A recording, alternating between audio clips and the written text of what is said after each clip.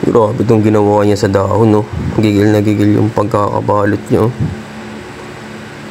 Parang nagkulong ng isang linggo eh.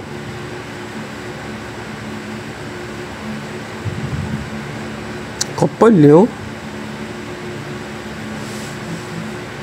Kung sa kalaban mo ginawa yan, binalutan eh.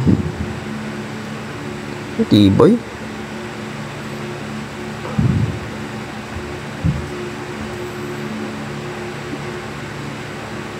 Grabe.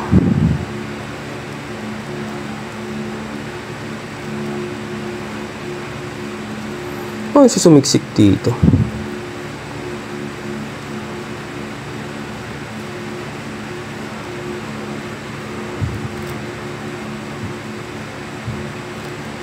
Sige. Ayun, nasa dulo. Galing din talaga nilang magtanim ng pumesto eh.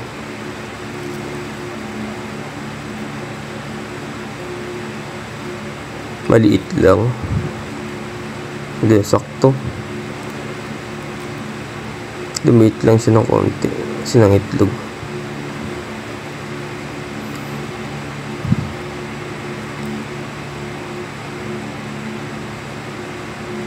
Tibay na sapot eh. Hindi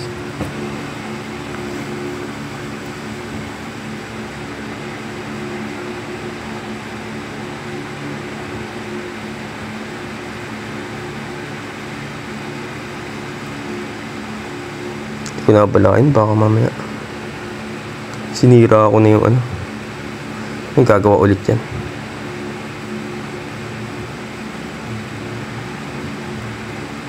Wala pa kailam oh.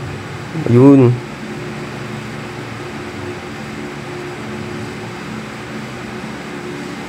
Babalik yan. O diba? Nakuman ulit. Nakuman.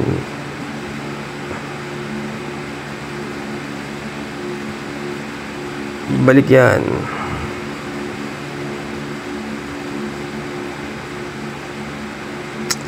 Yan na. Sige na nga.